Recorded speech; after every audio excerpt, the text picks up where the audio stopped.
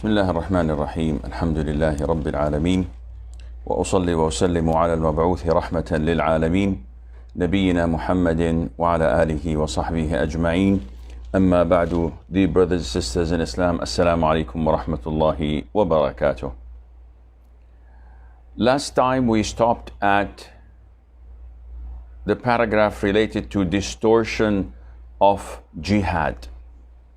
Now, after all what we had talked about and how important jihad is to the Muslim ummah and to the spread of Islam, we find nowadays that the picture of jihad has been distorted, has been manipulated with. And the reason for that usually is attributed to two types of people. The first type are those who are enemies of Islam. They hate Islam. They want to do anything to tarnish the reputation of Islam. And they would do their level best to blame anything negative on Islam.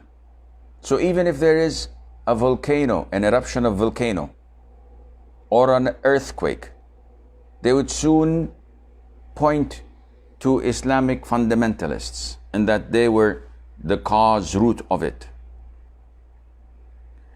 And such people usually control the media.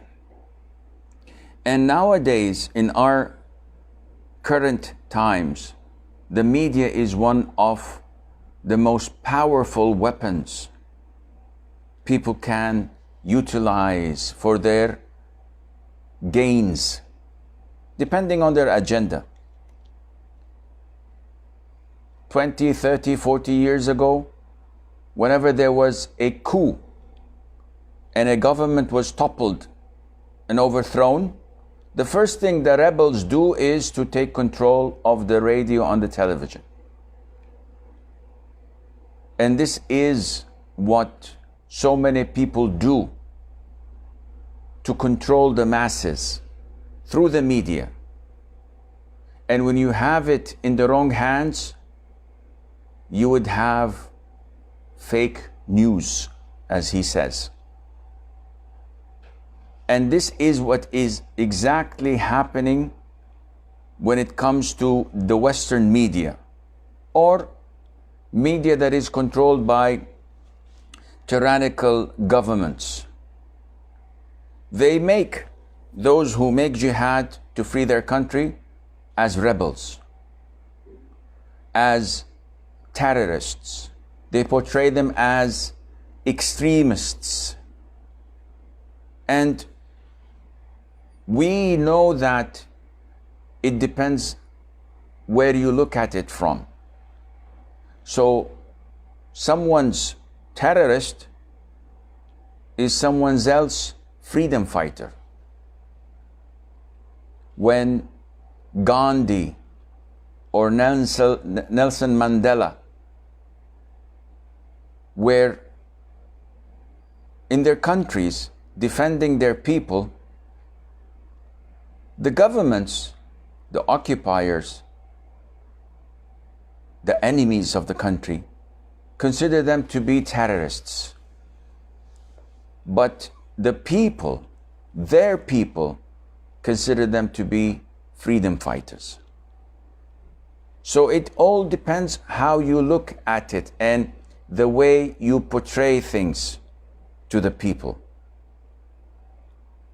Having said that, I do not at all deny the fact that there are terrorists. And these are the second type that is distorting the image of jihad. These are people who do not follow Ahl Sunnah wal Jama'ah. Shaitan works in clear ways. He looks at you Either you are religiously committed or you are negligent and careless. Those who are religiously committed, he increases the doses of extremism, and he infests their minds with corrupt ideology, with things that are not related to Islam, that would inevitably and eventually lead them to takfir. And this is where Khawarij came. So at the moment, you may have a group of Muslims who are truly fighting for the cause of Islam. But after a while, due to the lack of knowledge, due to the fact that they do not regard scholars of Islam as scholars, rather they would choose few people here or there and take them as scholars. And when you tell them, name your scholars to me, they would say Abu Qudama, Abu Lubaba, Abu Hamza al-Misri, Abu Ishaq al-Baghdadi, Abu this, Abu that. Okay, what are their names? They said, we don't know. Where are they residing? We said, we don't know. What do you know about their background or their academics? They said, we don't know. But they write sound articles. Subhanallah. And they believe what these anonymous people write to them, whom I could care less if they were CIA or KGB, because this is inevitably playing into their own hands. So they write these articles, they send it to them, they act upon it, and they start to terrorize the people. And when terrorizing the people, the reputation of Islam is tarnished. And there is a justification to invade Muslim countries and to kill civilians and to raid masjids and to destroy home after home, looking for mass destruction, weapons of mass destruction. So these terrorists have played into the hands of the enemies of Islam and themselves became enemies of Islam. The Prophet ﷺ described them as the hounds of hell. And he said that if I were to meet them, I would have killed them wherever they are, because they are worse than the enemies of Islam. At least an enemy of Islam fights you face to face. He has a different ideology, different religion. He's clearly holding the flag of being your enemy. While Khawarij, they look like us, they speak like us. The Prophet told us that if one would compare his prayer to theirs, you would look down at your own prayer and say that I haven't done anything. Yet the Prophet said that they go through religion and penetrate religion and leave religion as an arrow when it goes through a prey and a game. So these two categories, they cause the worst harm to the Muslims and to the non-Muslims alike. Now, with the grace of Allah, this coronavirus, the COVID-19, has, with the grace of Allah, managed to change the perception of non-Muslims all over the world. People are discovering the beauty of Islam. People are discovering how peaceful Islam is and how misinformed they were by the media. People have discovered how evil ISIS is, the non-Islamic state of Iraq and Syria, and that they are blatant terrorists, killing civilians discriminately, never differentiating between a child, a woman, a man, or an elderly. They could care less. Killing is their game. Bloodshed is what they're after. And Allah would hold them accountable on the Day of Judgment for what they had done and caused.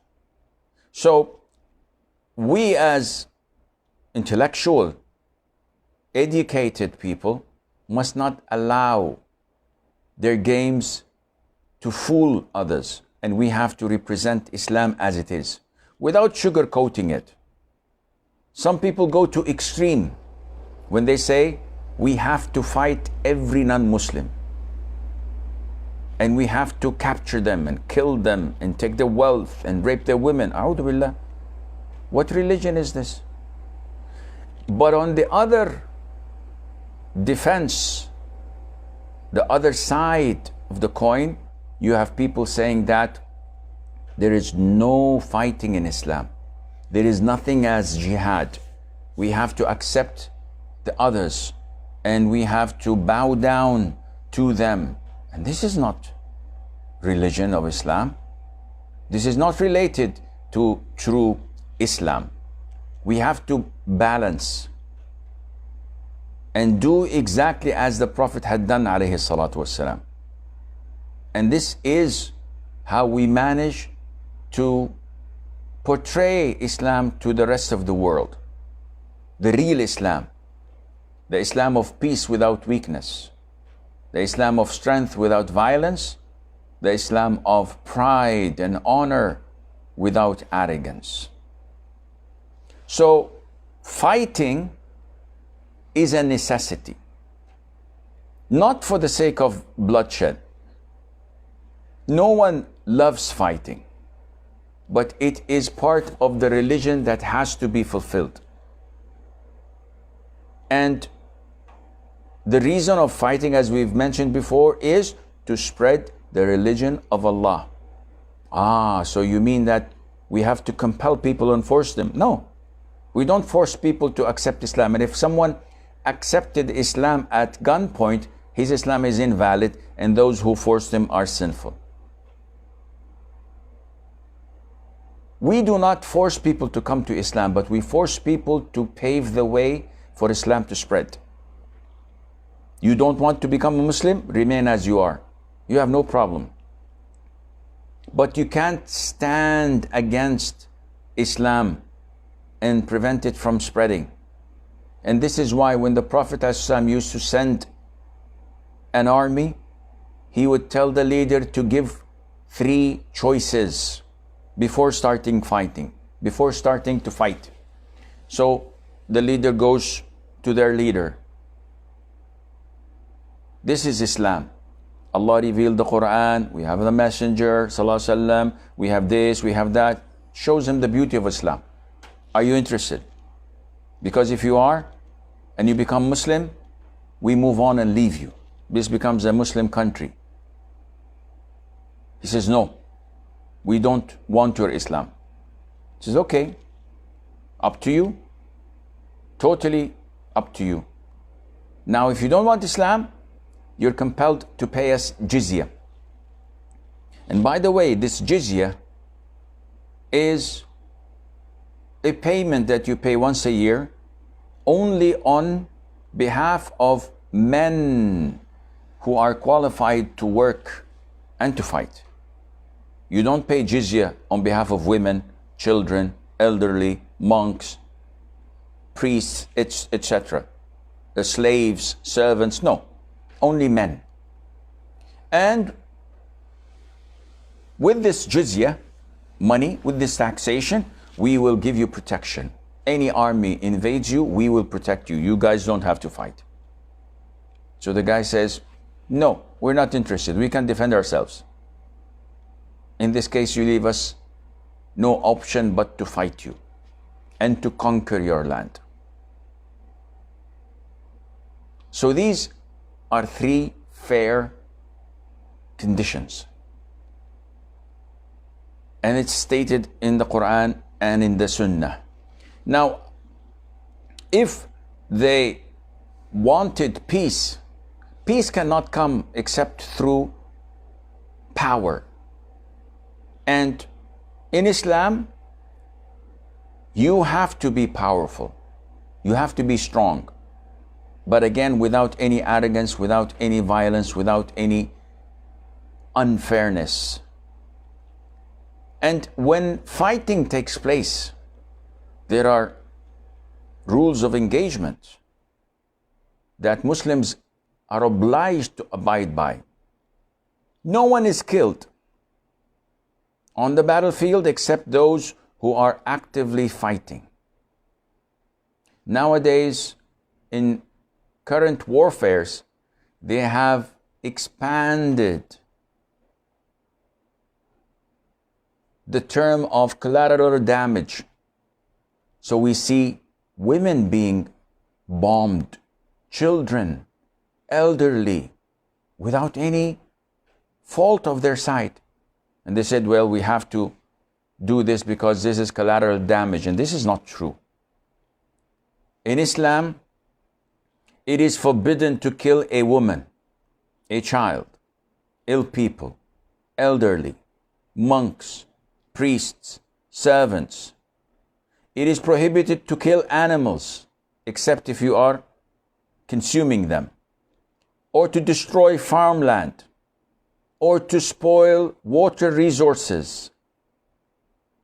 It is prohibited to finish a wounded soldier, though he's from the enemy.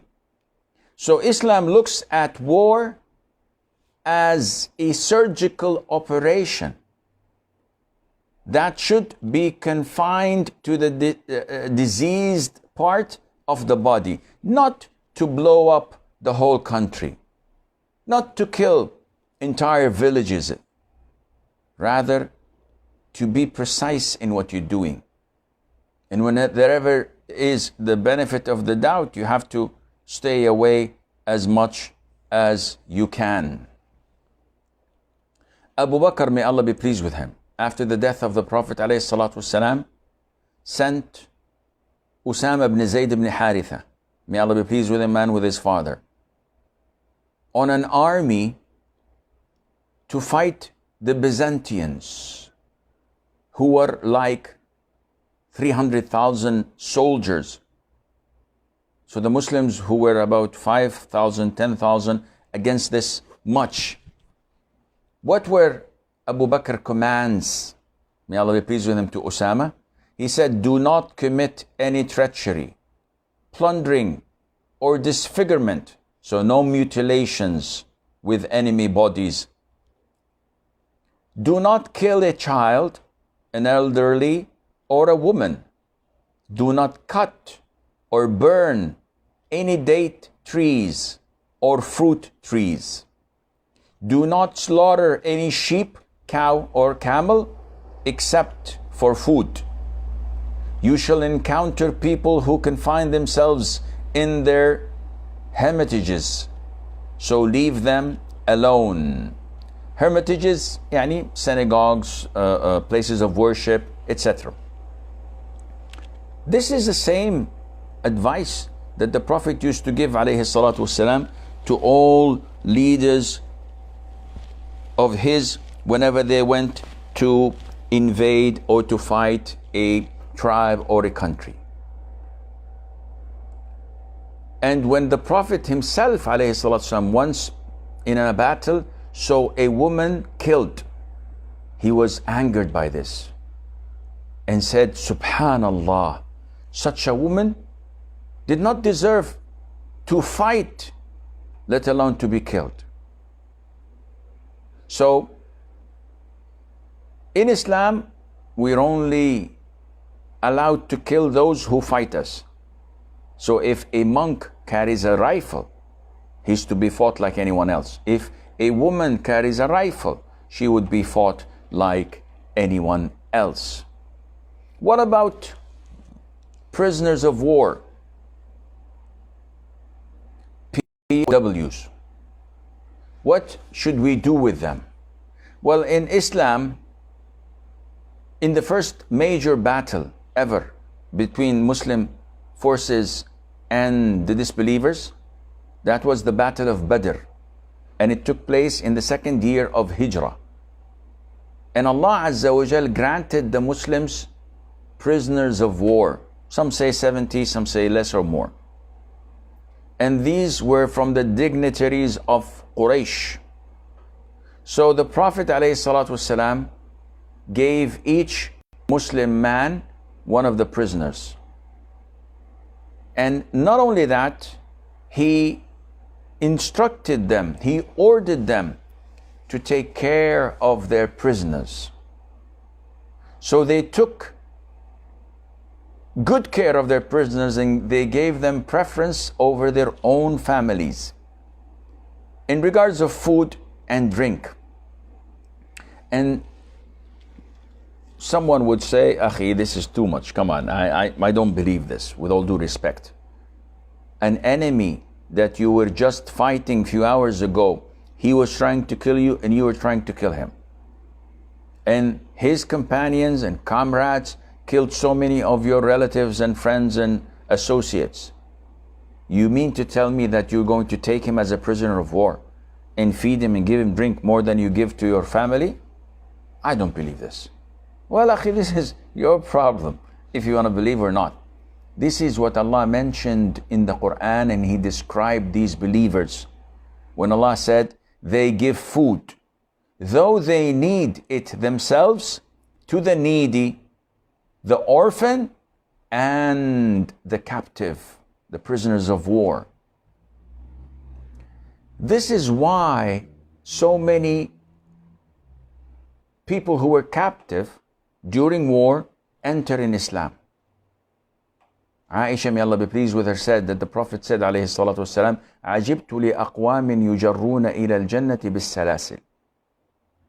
I am amazed by people on the Day of Judgment are being dragged by their shackles and chains to paradise.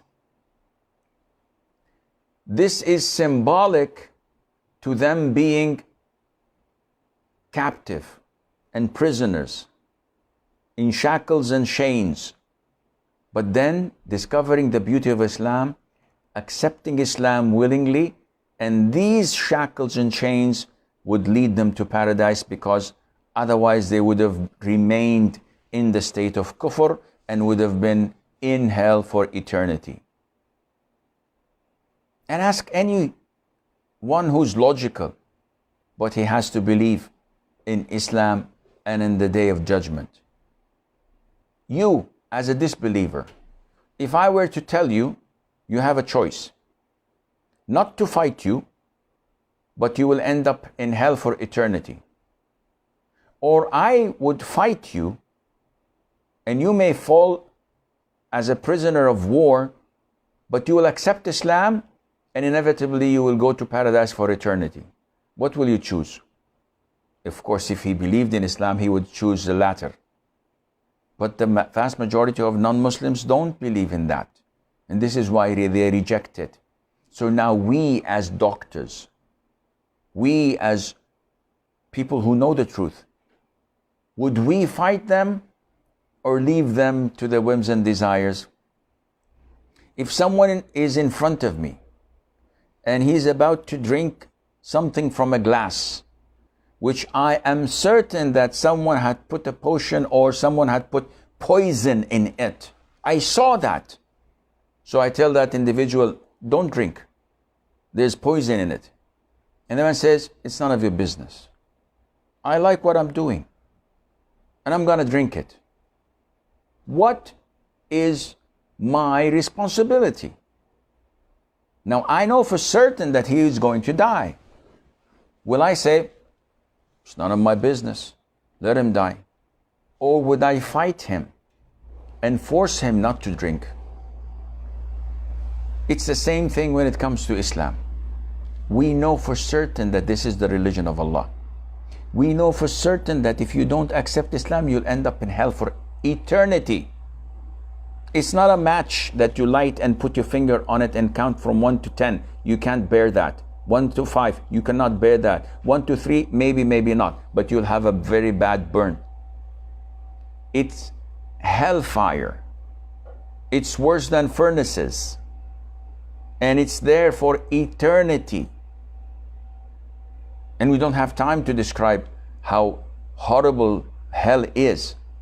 So we as Muslims see it as an obligation for us to have all the people in the world to come and embrace Islam.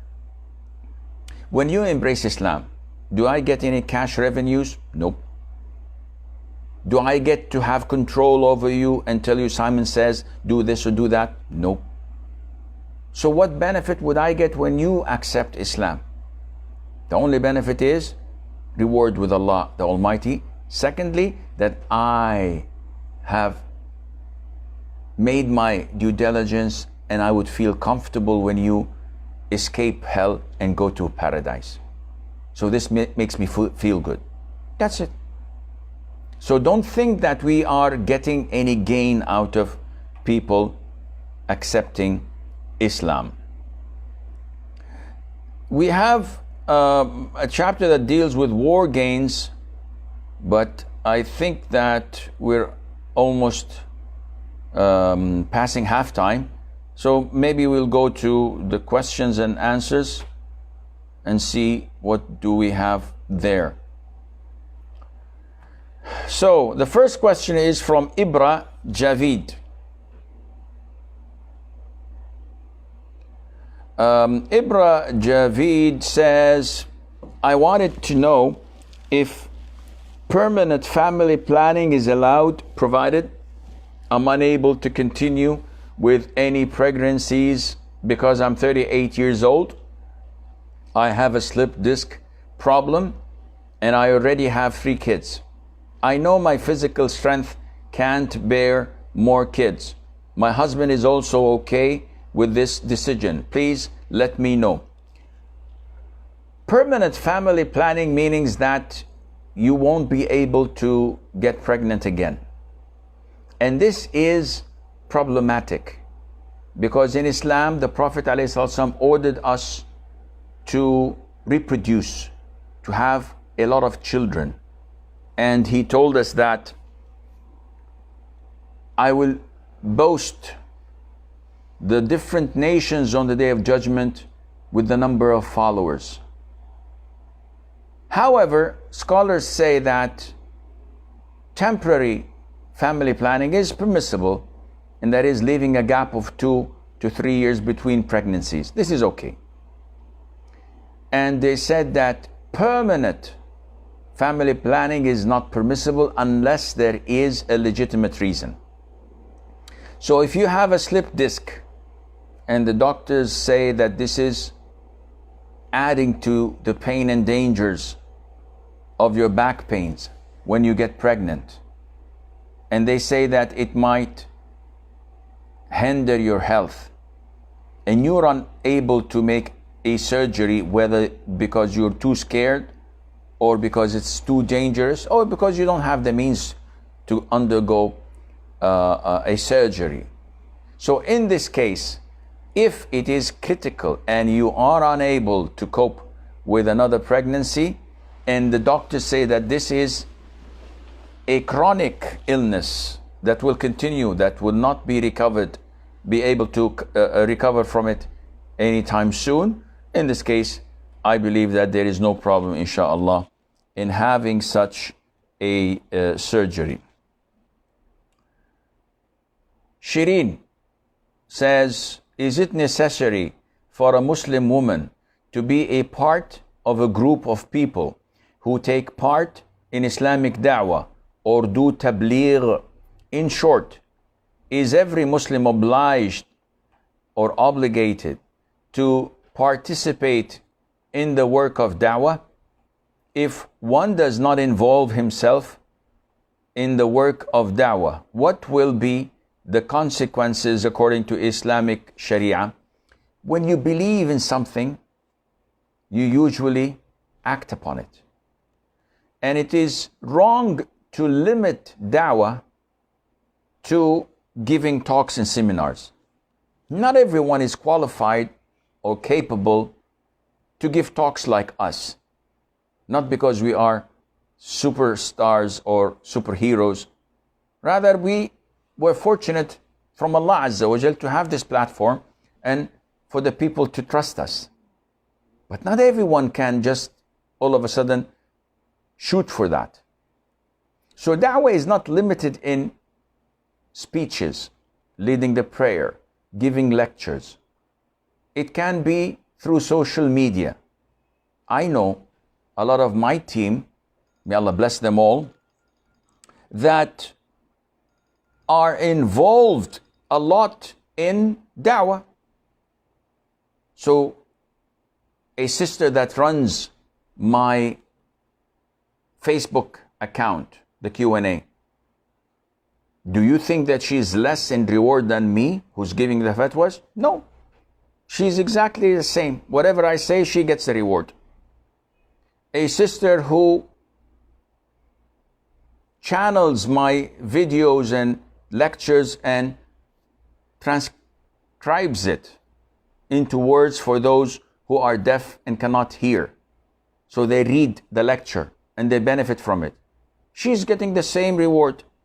A brother who drives me from the airport or from the hotel to the conference area, anticipating the reward that I'm taking the sheikh to deliver a lecture, he's rewarded exactly as I am. So da'wah is not limited. You can make da'wah through the internet, social medias, Facebook. You can gather women, if you are a sister, in your community and give them 2-3 times a week a class, tafsir, in Riyadh al-Salihin, in anything. You can give da'wah through the way you walk and talk. My presence in a room is a da'wah by itself. Your hijab is a da'wah by itself. Now, joining the Tablighi Jama'ah is not something that we advise of. I have many friends who are from this Jama'ah. They are among the kindest, the most generous, the most helpful people you'll ever find. They never curse, they're sweethearts, seriously. But their practice of the deen is not correct. And they have a lot of innovations. So is it mandatory for a woman or a man to join? The answer is no. It's not only not mandatory, it is prohibited to join them, because they are not based on knowledge. All what they focus on is their 6 usul, and they're growing the beard, shortening the thobe, using the miswak, praying in the masjid. That's it. If you talk to them about anything of knowledge, they say these are issues of dispute, and dispute divides the ummah, and they would not allow this to take place. So generally speaking, people must not join this jama'ah because they are not following the right way of the hadith or of the sunnah or the way of the Prophet ﷺ, but they are kind. Don't be hostile to them. They're kind, they're loving, they're generous. Da'wah is so wide, the sky is the limit. You can do so many things in terms of da'wah that complies with the Qur'an and with the Sunnah. Nibir bin Abdul Aziz says, is there qital for women? The answer is no. The women came to the Prophet ﷺ and said to him, O Prophet of Allah, allow us, permit us to come and fight with you in jihad. So the Prophet said ﷺ, nay. You have the best type of jihad for you women, and that is Hajj and Umrah. So this is the type of jihad that is permissible for women to participate in. Some scholars say the only exception is when perpetrators, when enemy forces come and attack your own city. So if a woman is in her house, it becomes obligatory upon her to fight back rather than allowing them to take her as a prisoner. So she could use anything in her hands. If she has guns and gun power, so be it. If not, even boiling some cooking oil might help, because it's really bad when you pour it on someone's head. And you can do so many things, but you have to fight and defend yourself. Afrina says, is this okay to pray 4 rak'ah of Taraweeh prayer if I feel tired? First of all, night prayer, Taraweeh prayer, Tahajjud prayer, Witr prayer are all voluntary, highly recommended to be performed, but not mandatory. So if you feel tired, and instead of praying 11 rak'ah every night, you just want to pray 4 rak'ahs and 1 witr, no problem. If you just want to pray 1 rak'ah witr, no problem. If you don't pray at all, again, no problem. This is a window of opportunity for you to gain hasanat and reward. If you are tired sincerely, and you do this every single night that you pray, but this night I'm tired, Allah will reward you for that without any doubt, inshallah. Fida says, what is musta'mal water and why does it matter? How to wash hair next to the ear and above that, as it is not considered beard in wudu? Wallahi Fida, I don't know what the second part is, but let me try later on. What is musta'mal water? Musta'mal water is used water. What is the significance of it? There's no significance. Some schools of thought, when they came in the beginning to classify the types of water, they said there is tuhur water and there is najis water. Tuhur water is the water that uplifts a ritual impurity with wudu or ghusl, and it removes a physical impurity. Najis water we know. So what is in between? They said what's in between is called tahir water. And define tahir water. This is tuhur and this is tahir. They said tahir water is water that is pure by itself, but it does not uplift a ritual impurity. Why? Because it was used. So when I perform wudu, the water that falls from washing my organs, this water is pure. If I put it on my clothes are not considered or labeled as najis.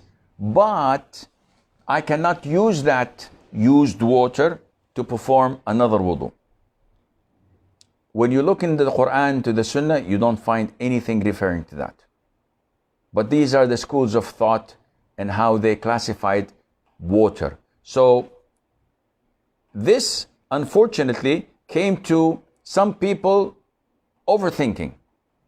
People come to me and say, Sheikh, I washed my face, and without noticing, some of the water fell into the bucket which I was taking water from. So can I use that water or shall I dispose of it? Of course, use it. The scholars give examples for tahir water. So they say if the water nature changes with a purity, with something that is pure, it is tahir. You cannot use it for wudu. Such as, if they say if you put into it a bag of tea, tea is tahir. So now when you stir it up a bit, take the bag, what do you have? They said this water is tahir. If it falls on my clothes, I can still pray, but I cannot perform wudu with it. We say this is true.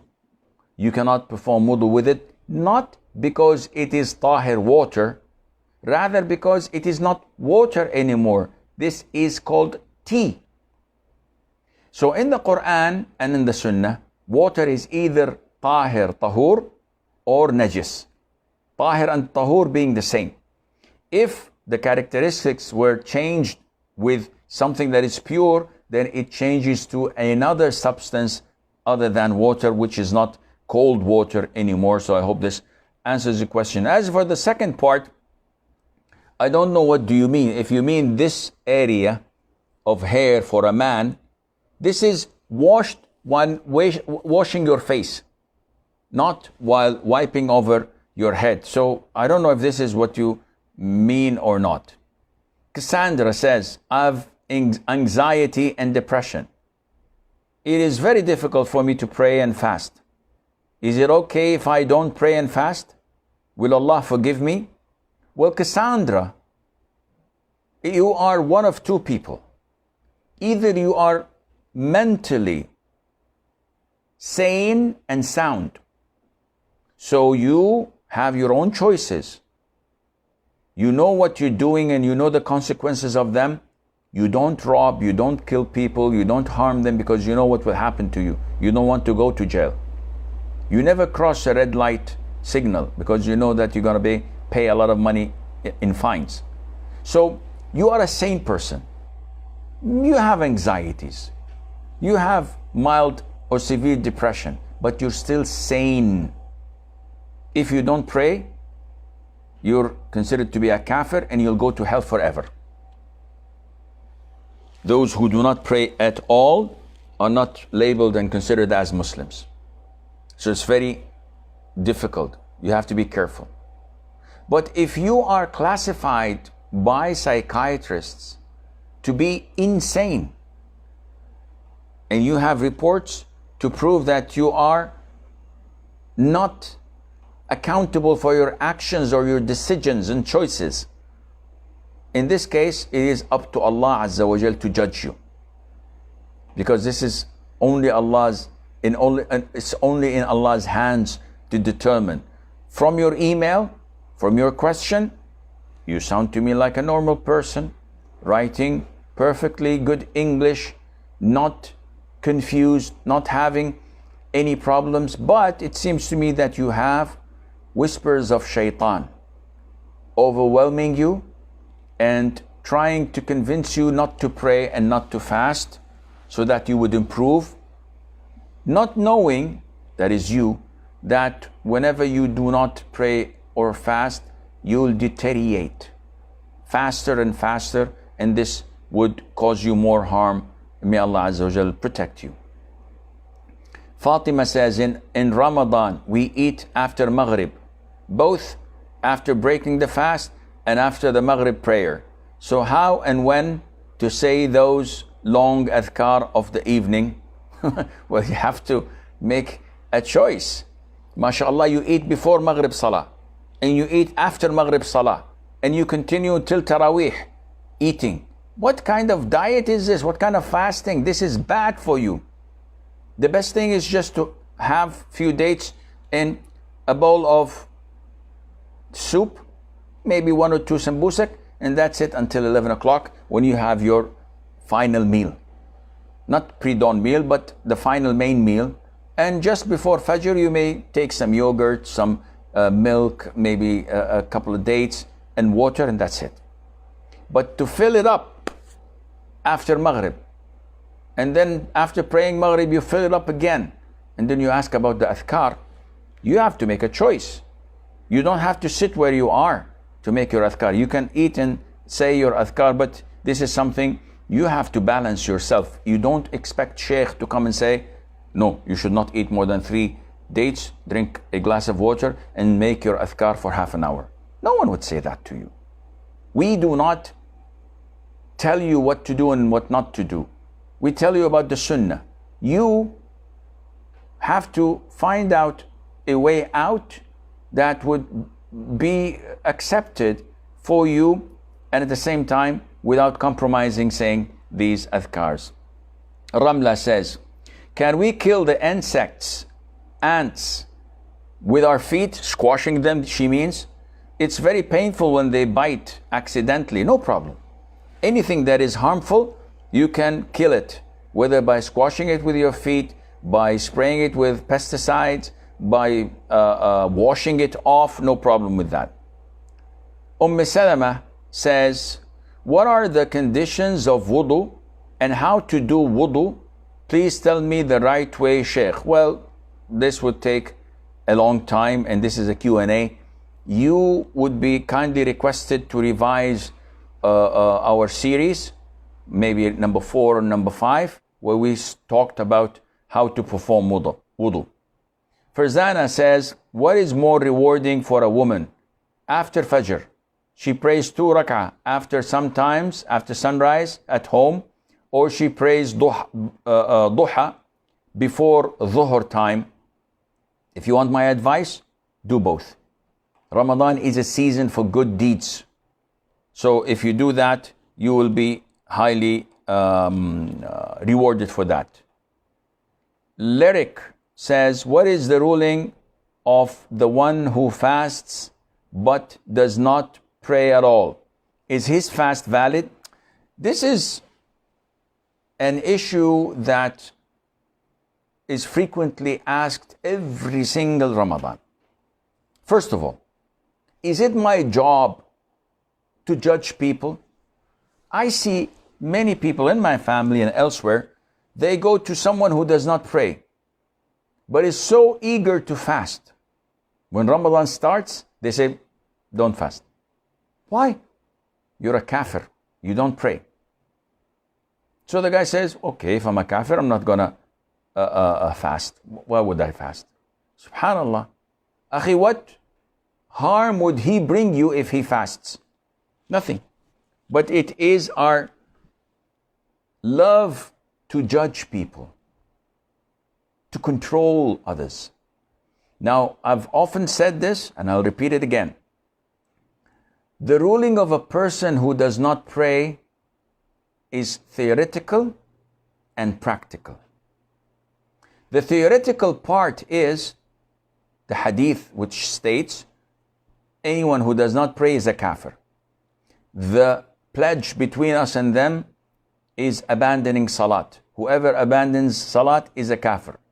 Between man and disbelief or shirk is abandoning salah. All these hadiths are authentic in Sahih and elsewhere. So there's no doubt in their authenticity. These are theoretical. It is like when the Prophet said, ﷺ, may Allah curse the one who deals in riba and who takes riba. So this is theoretical.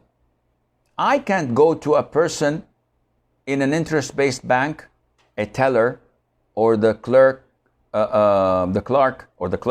who is opening accounts and fixed deposits and setting the percentage of riba. I cannot go to him and say, may Allah curse you. The Prophet has cursed you. You are cursed. Because this is practical. So the theoretical part is, anyone who does not pray is a kafir.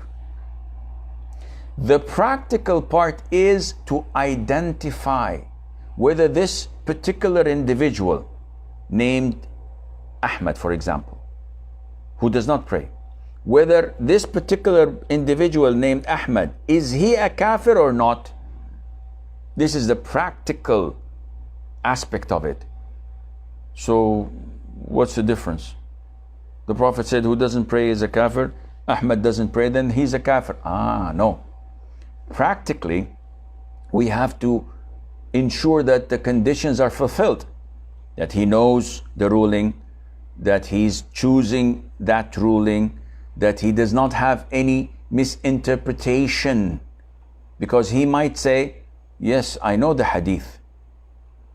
And I know also that the Prophet said, whoever says La ilaha illallah will never enter hell. So I'm saying La ilaha illallah. So there's a misinterpretation here. And we have to ensure that there are no obstacles, that he's not ignorant, that he's not forced, that he's not misinterpreting, etc.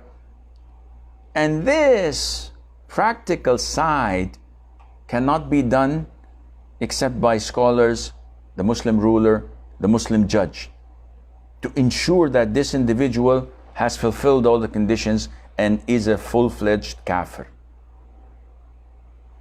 Going back to your question, Lyric, a person who does not pray and fast, is his fast valid? This is in the hands of Allah Azza wa Jal. We try to give him dawah, call him to pray, we would not repel him from fasting or say, you don't pray, your fast is invalid. No, let him. Fasting will only draw him closer to Allah, and somehow, some way down the line, he will inshallah resume praying. Jamil says, is Taraweeh counted as tahajjud? Can I pray it before suhoor? Taraweeh is a new name given to the prayer, not from the Sunnah, but rather from what the Sahaba and the Tabi'een called it. And Taraweeh, by definition, is night prayer offered in congregation in the masjid. So if a woman is praying home during the month of Ramadan, this is not called Taraweeh. It's called night prayer. If a man is praying other than Ramadan in his home, this is not called Taraweeh. What about if he prays home like we do now? The masjids are on lockdown, so we pray at home. Do we call this Taraweeh? No, we call it night prayer. And this is why delaying it during the month of Ramadan, so that you pray it at the time of tahajjud, the last third of the night, this is best. This is what Umar, may Allah be pleased with him, said when he saw the people praying Taraweeh in the masjid. He said, the prayer that they sleep over is better for them than this. Meaning the prayer that they sleep because it is late at night, tahajjud time, this is better than the one they're praying in congregation. So yes, Jamil, it is best for you to delay your prayer and pray it at the time of tahajjud. Faiza says, we decided to stone before Zawal, that is the third day, due to continuous announcements by the authorities in Mina to avoid the Rami after the 12 o'clock noon. As we had heard about the new fatwa that permits stoning before Zawal, we didn't ask in particular to any scholar at that time. So now, in this condition, do we need to offer expiation? If you received news from the Grand Mufti of the Kingdom of Saudi Arabia that it is permissible for you to stone before noon, and you acted upon it because it was the official Mufti and the Grand Mufti, the highest authority in religious affairs in the kingdom, and you acted upon that, I believe that there is no expiation on you and the sin is on him. But for people of knowledge who know what is right and what is wrong, it is not permissible for them to follow his command, because they know that the Sunnah of the Prophet and what the Prophet did himself directs them to say that it is mandatory to throw only after noon. So you have to pick and choose what is right and what is wrong in your case, and Allah Azza wa Jal knows best. This is all the time we have. Until we meet again Thursday, inshallah, same time, I leave you fi amanillah. Wassalamu alaikum wa rahmatullahi wa barakatuh.